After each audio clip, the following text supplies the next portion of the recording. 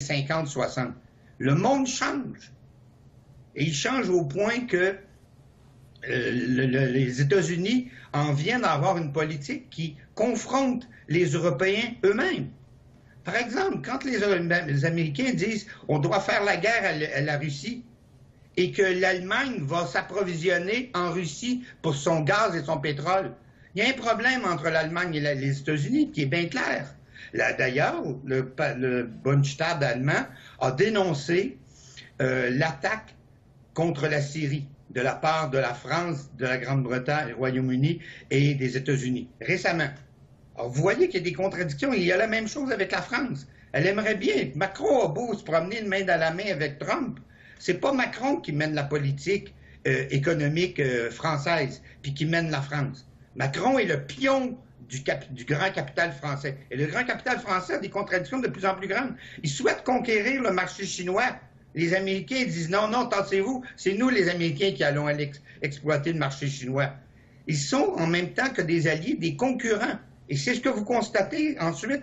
Allez analyser l'économie de l'Europe, l'économie des États-Unis, l'économie de la Chine et de l'axe de l'émergence, et vous comprendrez quelles sont les forces souterraines qui dirigent et qui font en sorte qu'au niveau politique, arrivent des contradictions qu'on est de moins en moins capable de dissimuler. C'est ce que vous constatez sur la scène internationale.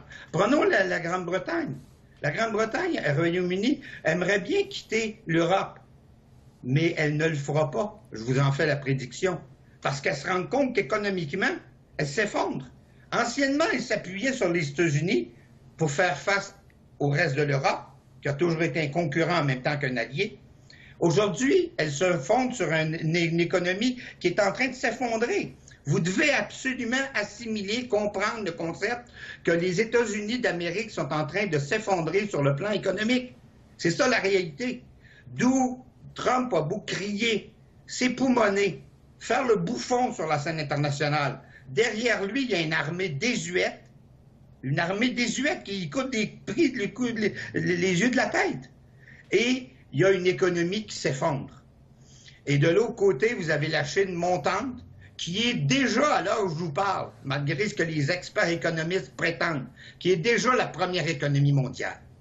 Et c'est elle qui joue les cartes. À travers la Russie, à travers l'Iran, qui est son allié. Et voilà ce qu'on constate. Et je pense qu'avec les années qui viennent, vous allez voir l'Europe de plus en plus détachée, parce qu'elle va être en concurrence avec les États-Unis, et elle n'acceptera pas d'aller payer le prix que ça coûte pour mener des guerres au Moyen-Orient et ailleurs. Demain matin, l'Afrique sera le nœud de la guerre intermondiale, interimpérialiste.